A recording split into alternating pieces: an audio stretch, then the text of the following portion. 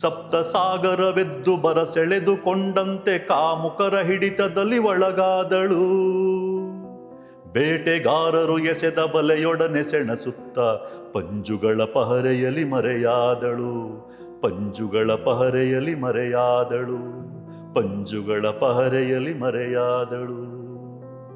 ಆರೋಪಿಗಳಾಗಿರೋರು ಪ್ರಭಾವಿಗಳಾಗಿದ್ರೆ ಬಹುತೇಕ ಬಾರಿ ತುಂಬ ಸುಲಭವಾಗಿ ಕಾನೂನಿನ ಕೈಯಿಂದ ತಪ್ಪಿಸ್ಕೊಳ್ತಾ ಇರ್ತಾರೆ. ಯಾಕೆಂದರೆ ವ್ಯವಸ್ಥೆ ಅವ್ರ ಪರವಾಗಿ ವರ್ಕ್ ಮಾಡ್ತಾ ಇರುತ್ತೆ. ನೋಡಿ, ಧರ್ಮಸ್ಥಳ ಒಂದು ಸಣ್ಣ ಊರು. ಆ ಸಣ್ಣ ಊರಿನಲ್ಲಿ ದೊಡ್ಡ ಸದ್ದು ಮಾಡಿದಂಥ ಪ್ರಕರಣಗಳಲ್ಲೂ ಕೂಡ ಅಪರಾಧಿಗಳು ಪತ್ತೆ ಆಗಿಲ್ಲ ಅಂತಂದರೆ ವ್ಯವಸ್ಥೆ ಯಾವ ರೀತಿ ವರ್ಕ್ ಮಾಡ್ತಾ ಇರುತ್ತೆ ಅಂತ ಯಾರಿಗಾದ್ರೂ ಅರ್ಥ ಆಗುತ್ತೆ. ಅವಳ ಬಾಳಿನ ಬಳ್ಳಿ ಉಕ್ಕಿನಪ್ಪುಗೆಯಲ್ಲಿ ರಕ್ತವನ್ನು ಬಸಿದು ನೆಲ ಕುರುಳಿತು. ಕತ್ತಲೆಯ ರಾಕ್ಷಸರು ಪಣಕ್ಕಿಟ್ಟು ಆಡಿದರು ಕಣ್ಣಿನುಂಡೆಗಳಲ್ಲಿ ಗೋಲಿಯಾಟ. ಕಣ್ಣಿನುಂಡೆಗಳಲ್ಲಿ ಗೋಲಿಯಾಟ. ಸ್ನೇಹಿತರೆ ನಮಸ್ಕಾರ. ನಿಮಗೆಲ್ಲ ಗೊತ್ತಿರಬಹುದು, ನಮ್ಮ ಸಮಾಜದಲ್ಲಿ ವ್ಯವಸ್ಥೆ ಯಾವಾಗಲೂ ಬಹುತೇಕ ಪ್ರಭಾವಿಗಳ ಪರವಾಗಿ ಕೆಲಸ ಮಾಡ್ತಾ ಇರುತ್ತೆ.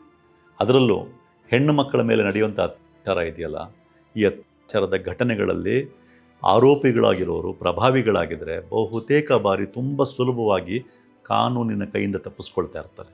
ಯಾಕೆಂದರೆ ವ್ಯವಸ್ಥೆ ಅವ್ರ ಪರವಾಗಿ ವರ್ಕ್ ಮಾಡ್ತಾ ಇರುತ್ತೆ. ನಮ್ಮ ಸೌಜನ್ಯಳ ಕಥೆಯನ್ನೇ ತಗೊಳ್ಳಿ ನೀವು. ಸೌಜನ್ಯಳ ಮೇಲಾದಂಥ ಅತ್ಯಾಚಾರ ಕೊಲೆ ಪ್ರಕರಣದಲ್ಲಿ ನಿಜವಾದ ಅಪರಾಧಿಗಳು ಯಾರಿದ್ರೋ ಅವ್ರನ್ನ ಬಚಾವ್ ಮಾಡೋಕ್ಕೋಸ್ಕರ ಒಬ್ಬ ಅಮಾಯಕ ಸಂತೋಷ್ ರಾವ್ನ ಸಿಗಾಕಿಸ್ತಾರೆ. ಒಂದು ಕಡೆ ಸೌಜನ್ಯಳಿಗೂ ನ್ಯಾಯ ಸಿಗಲಿಲ್ಲ, ಇನ್ನೊಂದು ಕಡೆ ಸಂತೋಷ್ ರಾವ್ ಎನ್ನುವ ಅಮಾಯಕ ಹಲವಾರು ವರ್ಷಗಳನ್ನ ಜೈಲಿನಲ್ಲಿ ಕಳೆಯಬೇಕಾಯಿತು.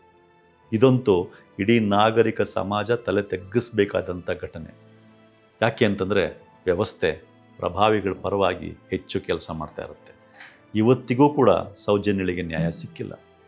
ಕಡೆಗೆ ಆ ಪ್ರಕರಣದಲ್ಲಿ ಅಪರಾಧಿಗಳು ತಪ್ಪಿಸ್ಕೊಳ್ಳೋಕ್ಕೆ ಕಾರಣರಾದಂಥ ಅಧಿಕಾರಿಗಳ ಮೇಲೆ ಕ್ರಮ ತಗೊಳ್ಳಿ ಅಂತ ಕೋರ್ಟೇ ಹೇಳಿದರೂ ಇಲ್ಲಿ ತನಕ ಕ್ರಮ ಆಗಿಲ್ಲ. ಯಾಕೆಂದರೆ ವ್ಯವಸ್ಥೆ ಪ್ರಭಾವಿಗಳ ಪರವಾಗಿ ಕೆಲಸ ಮಾಡ್ತಾ ಇರುತ್ತೆ. ಅದರಲ್ಲೂ ರಾಜಕಾರಣಿಗಳಂತೂ ಬಹುತೇಕ ಬಾರಿ ಪ್ರಭಾವಿಗಳ ಪರವಾಗಿ ಕೆಲಸ ಮಾಡ್ತಾ ಇರೋದನ್ನ ನಾವು ನೋಡ್ತಾ ಇರ್ತೀವಿ. ಇತ್ತೀಚೆಗೆ ಇದೇ ಧರ್ಮಸ್ಥಳದಲ್ಲಿ ಒಬ್ಬ ಅನಾಮಿಕ ಬಂದು 100 ಶವಗಳನ್ನ ಹೂತಿಟ್ಟಿದ್ದೇನೆ ನಾನು ಅಂತ ಹೇಳಿದಾಗ ಎಲ್ರಿಗೂ ಅದ್ರ ಬಗ್ಗೆ ತನಿಖೆ ಆಗಲಿ ಅಂತ ಅನ್ನಿಸ್ತು. ಇಡೀ ಕನ್ನಡ ನಾಡಿನ ಜನತೆಗೆ ತನಿಖೆ ಆಗಲಿ ಅಂತ ಅನ್ನಿಸ್ತು. ಯಾಕೆ ಅಂತಂದರೆ ಧರ್ಮಸ್ಥಳದಲ್ಲಿ ಸೌಜನ್ಯ ಪ್ರಕರಣ ಅಷ್ಟೇ ಅಲ್ಲ, ವೇದವಲ್ಲಿ ಪ್ರಕರಣ, ಪದ್ಮಲತಾ ಪ್ರಕರಣ, ಯಮುನಾ ನಾರಾಯಣ ಪ್ರಕರಣ, ಯಾವುದರಲ್ಲೂ ಕೂಡ ಅಪರಾಧಿಗಳು ಪತ್ತೆ ಆಗಿಲ್ಲ. ನೋಡಿ, ಧರ್ಮಸ್ಥಳ ಒಂದು ಸಣ್ಣ ಊರು. ಆ ಸಣ್ಣ ಊರಿನಲ್ಲಿ ದೊಡ್ಡ ಸದ್ದು ಮಾಡಿದಂಥ ಪ್ರಕರಣಗಳಲ್ಲೂ ಕೂಡ ಅಪರಾಧಿಗಳು ಪತ್ತೆ ಆಗಿಲ್ಲ ಅಂತಂದರೆ ವ್ಯವಸ್ಥೆ ಯಾವ ರೀತಿ ವರ್ಕ್ ಮಾಡ್ತಾ ಇರುತ್ತೆ ಅಂತ ಯಾರಿಗಾದ್ರೂ ಅರ್ಥ ಆಗುತ್ತೆ.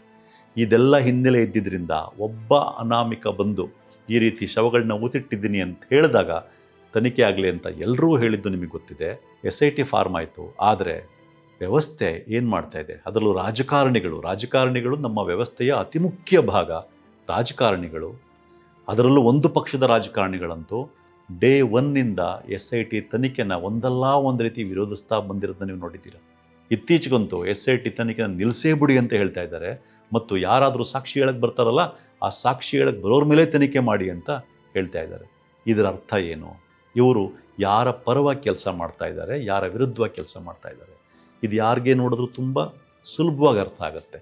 ಕನ್ನಡ ನಾಡಿನ ಸಾಮಾನ್ಯ ಜನತೆ ಎಲ್ಲರೂ ಕೂಡ ಸೌಜನ್ಯಳ ಪರವಾಗಿ ಮತ್ತು ಅನ್ಯಾಯಕ್ಕೆ ಒಳಗಾದಂಥ ಇತರೆಲ್ಲ ಅಮಾಯಕರ ಪರವಾಗಿ ಕೆಲಸ ಮಾಡ್ತಾ ಇದ್ದಾರೆ.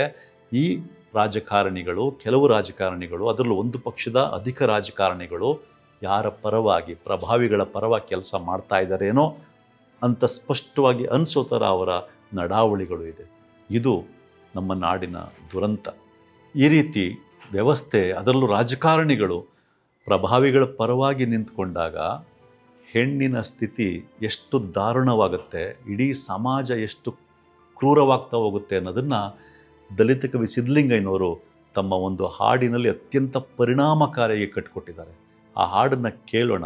ಆ ಹಾಡು ಕೇಳ್ತಾ ಕೇಳ್ತಾ ಸೌಜನ್ಯಳ ಕಡೆಗೆ ನಿಮ್ಮ ಹೃದಯದೊಳಗಡೆ ಇರತಕ್ಕಂಥ ಮಿಡಿತ ಏನಿದೆ, ಆ ಮಿಡಿತ ಇನ್ನೂ ನಿರಂತರವಾಗಿ ಇರ್ತಾ ಹೋಗಲಿ ಮತ್ತು ಈ ಹಾಡು ರಾಜಕಾರಣಿಗಳ ಹೃದಯವನ್ನೂ ಕೂಡ ತಟ್ಟಲಿ. ಈಗ ದಲಿತ ಕವಿ ಸಿದ್ಧಲಿಂಗಯ್ಯನವರ ಹಾಡು. ಈ ಹಾಡಿಗೆ ರಾಗ ಸಂಯೋಜನೆ ಮಾಡಿರತಕ್ಕಂಥವರು ಜನ್ನಿಯವರು. ಕೊಲೆಯ ಹಿಂದಿನ ರಾತ್ರಿ ಸೂರ್ಯ ಚಂದ್ರರ ಹಿಡಿದು ಹಣದ ಪೆಟ್ಟಿಗೆಯಲ್ಲಿ ಕೂಡಿಟ್ಟರೋ,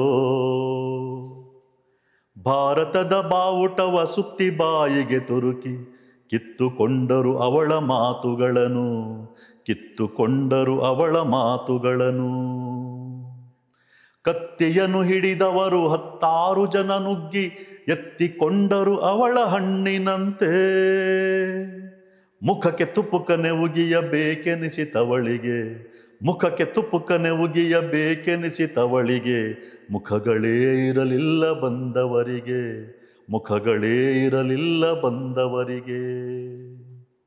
ಸಪ್ತ ಸಾಗರವೆದ್ದು ಬರಸೆಳೆದುಕೊಂಡಂತೆ ಕಾಮುಕರ ಹಿಡಿತದಲ್ಲಿ ಒಳಗಾದಳು. ಬೇಟೆಗಾರರು ಎಸೆದ ಬಲೆಯೊಡನೆ ಸೆಣಸುತ್ತ ಪಂಜುಗಳ ಪಹರೆಯಲ್ಲಿ ಮರೆಯಾದಳು, ಪಂಜುಗಳ ಪಹರೆಯಲ್ಲಿ ಮರೆಯಾದಳು, ಪಂಜುಗಳ ಪಹರೆಯಲ್ಲಿ ಮರೆಯಾದಳು. ಅವಳಿಟ್ಟ ಕಣ್ಣೀರು ತೊರೆಯಾಗಿ ಹರಿದರು, 100 ನಾಲಿಗೆ ದಾಹ ತಣಿಸಲಿಲ್ಲ. ಅವಳಿಟ್ಟ ಕಣ್ಣೀರು ತೊರೆಯಾಗಿ ಹರಿದರು, 100 ನಾಲಿಗೆ ದಾಹ ತಣಿಸಲಿಲ್ಲ. ನದಿಯ ದಡದಲ್ಲೆಲ್ಲ ಮಾಂಸ ಖಂಡದ ಚೂರು, ನದಿಯ ದಡದಲ್ಲೆಲ್ಲ ಮಾಂಸ ಖಂಡದ ಚೂರು. ಚಿಂದಿಯಾಯಿತು ಅವಳು ಉಟ್ಟ ಬಟ್ಟೆ, ಚಿಂದಿಯಾಯಿತು ಅವಳು ಉಟ್ಟ ಬಟ್ಟೆ. ಅವಳ ಬಾಳಿನ ಬಳ್ಳಿ ಉಕ್ಕಿ ನಪ್ಪುಗೆಯಲ್ಲಿ ರಕ್ತವನ್ನು ಬಸಿ ಬಸಿದು ನೆಲಕುರುಳಿತು.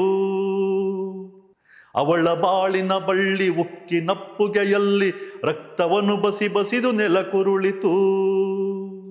ಕತ್ತಲೆಯ ರಾಕ್ಷಸರು ಪಣಕ್ಕಿಟ್ಟು ಆಡಿದರು, ಕಣ್ಣಿನುಂಡೆಗಳಲ್ಲಿ ಗೋಲಿಯಾಟ, ಕಣ್ಣಿನುಂಡೆಗಳಲ್ಲಿ ಗೋಲಿಯಾಟ.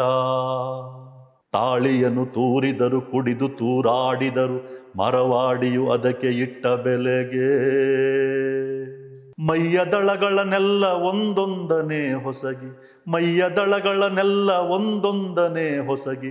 ಹೊತ್ತು ಹೊರಟರು ಅವಳ ಎತ್ತೆತ್ತಲೋ, ಹೊತ್ತು ಹೊರಟರು ಅವಳ ಎತ್ತೆತ್ತಲೋ, ಹೊತ್ತು ಹೊರಟರು ಅವಳ ಎತ್ತೆತ್ತಲೋ, ಹೊತ್ತು ಹೊರಟರು ಅವಳ ಎತ್ತೆತ್ತಲೋ. ಕಂಡೆ ನನ್ನವಳ ಒಂದು ದಿವಸ, ಕಂಡೆ ನನ್ನನೆ ನಾನು ಕನ್ನಡಿಯಲಿ. ಮುಖದ ಉತ್ತದ ತುಂಬ ಕೆಂಪು ನಾಗರ ಹಾವು ಹೆಡೆ ಎತ್ತಿ ಆಡುತ್ತಿತ್ತು. ಬತ್ತಿರುವ ಕಂಗಳಲ್ಲಿ ಬೆಳ್ಳಿ ಬಾಕುಗಳರಳಿ ಮುಗಿಲುದ್ದ ಬೆಳೆಯುತ್ತಿತ್ತು, ಮುಗಿಲುದ್ದ ಬೆಳೆಯುತ್ತಿತ್ತು.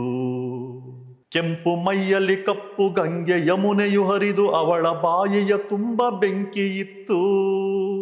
ಊರ ಬೇಲಿಯ ಒಳಗೆ ಕೊಳಕು ಮಂಡಲ ಮಲಗಿ ಅಂಗಾಂಗ ಧರಿಸಿತ್ತು ಬಿಳಿಯ ತೊನ್ನು, ಅಂಗಾಂಗ ಧರಿಸಿತ್ತು ಬಿಳಿಯ ತೊನ್ನು, ಅಂಗಾಂಗ ಧರಿಸಿತ್ತು ಬಿಳಿಯ ತೊನ್ನು. ಕಂಡ ಕಂಡಲ್ಲೆಲ್ಲ ಹುಲಿ ಸಿಂಹ ಚಿರತೆಗಳು, ಕಂಡ ಕಂಡಲ್ಲೆಲ್ಲ ಹುಲಿ ಸಿಂಹ ಚಿರತೆಗಳು. ಇವಳ ಮೈ ಸಿಗಿದಿದ್ದು ಯಾವ ಪ್ರಾಣಿ? ಕಂಡ ಕಂಡಲ್ಲೆಲ್ಲ ಹುಲಿ ಸಿಂಹ ಚಿರತೆಗಳು, ಇವಳ ಮೈ ಸಿಗಿದಿದ್ದು ಯಾವ ಪ್ರಾಣಿ? ಎದ್ದು ನಿಂತಿವೆ ಎಲ್ಲ ಮರ ಮಂಜು ಬಂಡೆಗಳು, ಎದ್ದು ನಿಂತಿವೆ ಎಲ್ಲ ಮರ ಮಂಜು ಬಂಡೆಗಳು.